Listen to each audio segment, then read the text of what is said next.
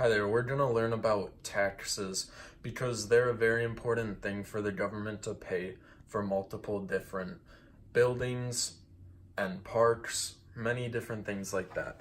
So first we're going to look at income tax right here. You have the Social Security, Medicare, federal income tax, and Wisconsin income tax.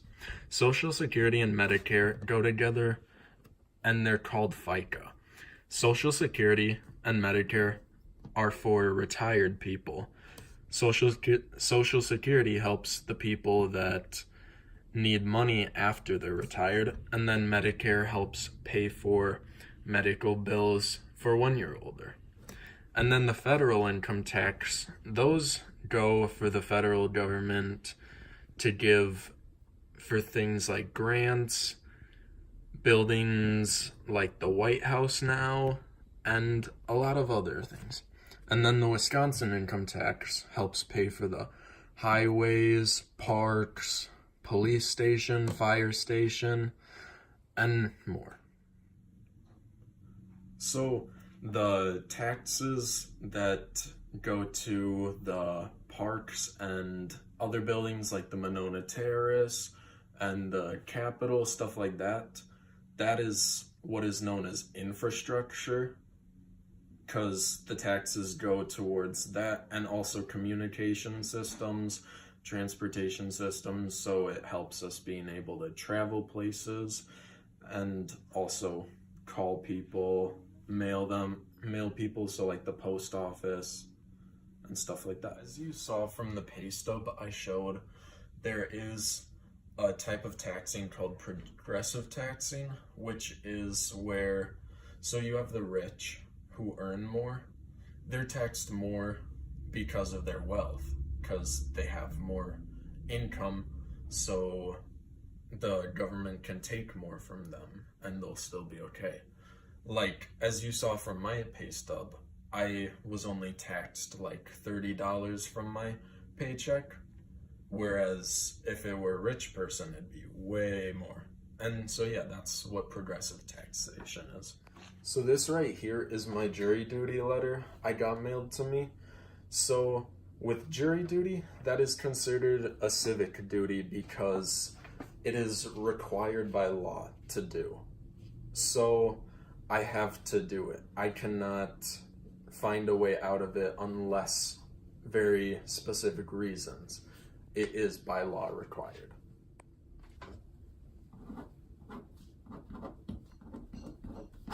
Man, it doesn't add up.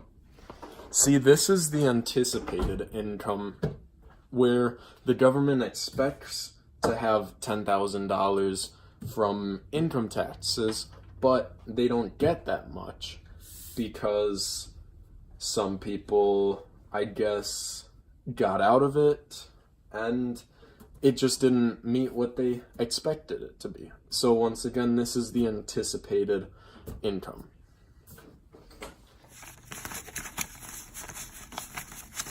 $600 right here. So this is tax revenue.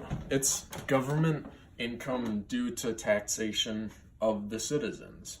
So, like on the pay stub once again, this is how they get the money.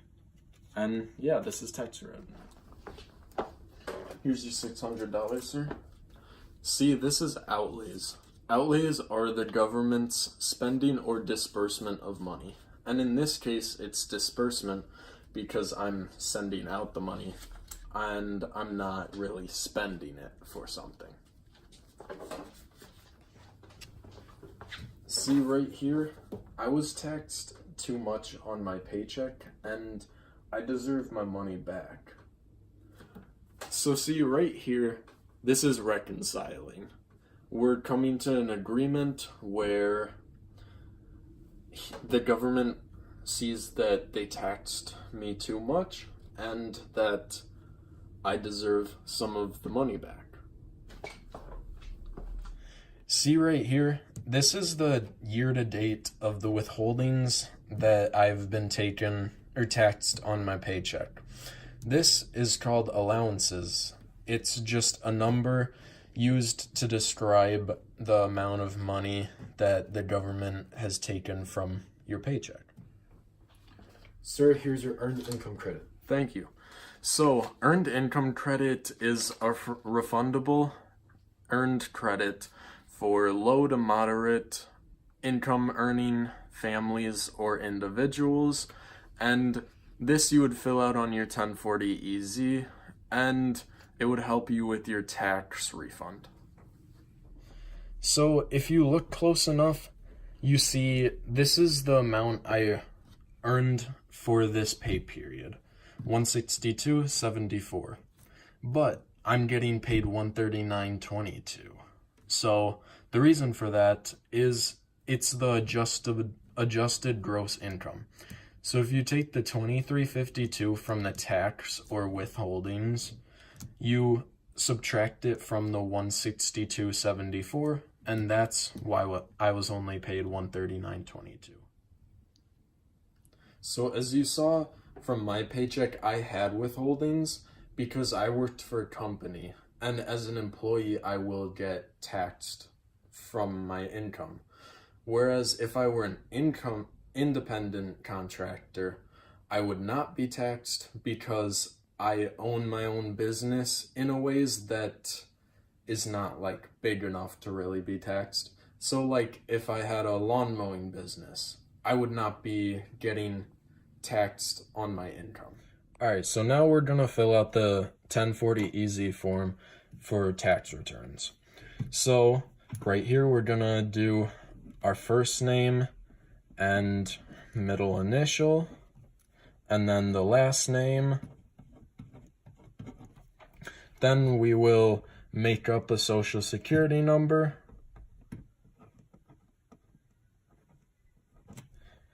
And so I will file non-jointly, so as a single person. Then we'll do a fake home address.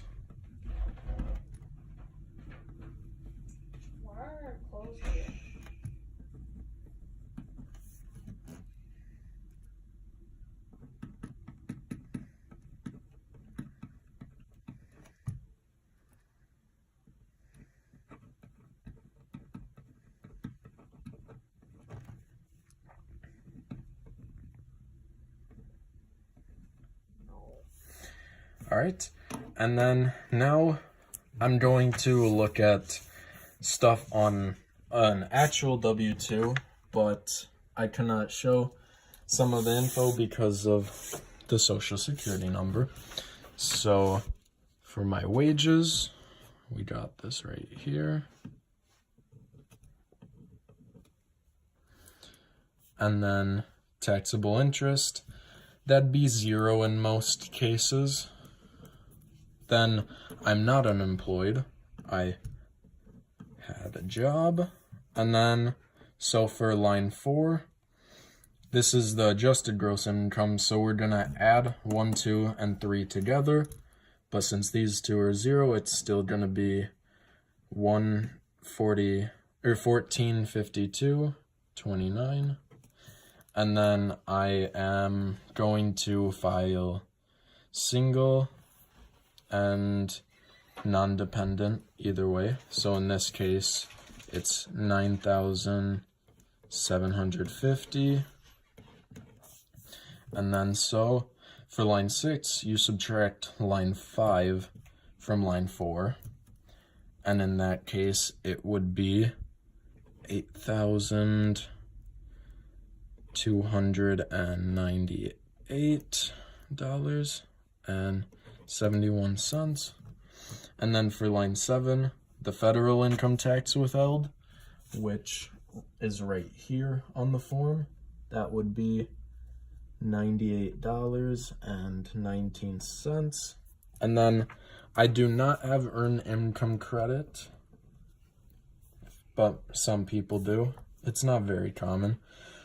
And then, so for the non-taxable combat pay election, I will not fill that out because I did not serve. So what you do is you do 2 dashes. And then, so for line 9, you add lines 7 and 8A together. And then that's your total payments and credit.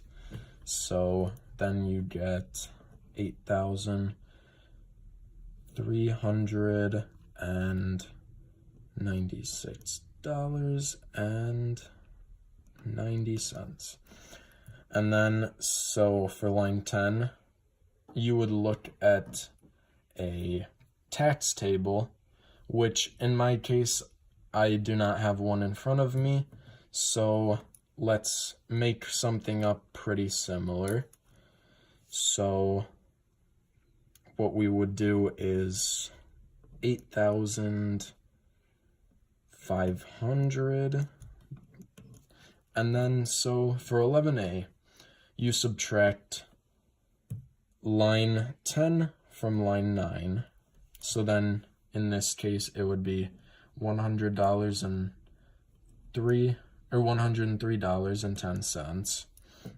And then so we'll make up a routing number.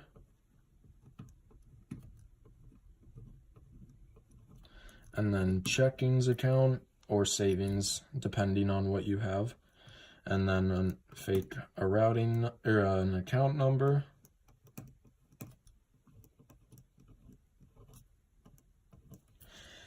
And then 12 you ignore if line 10 is bigger than line 9, because that would mean that you're getting a refund.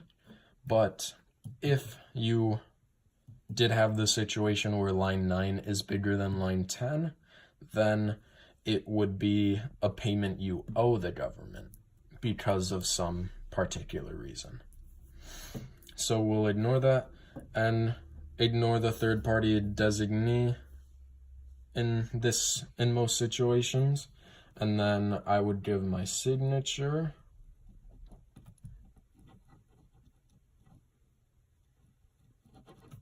And then date.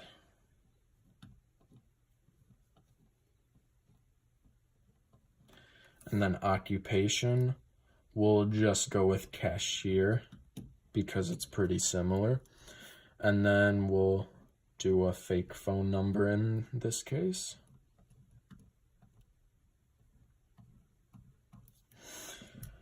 And then, so in this case, if I had somebody I paid to take care of this, they would print their name and then their signature and date and so on.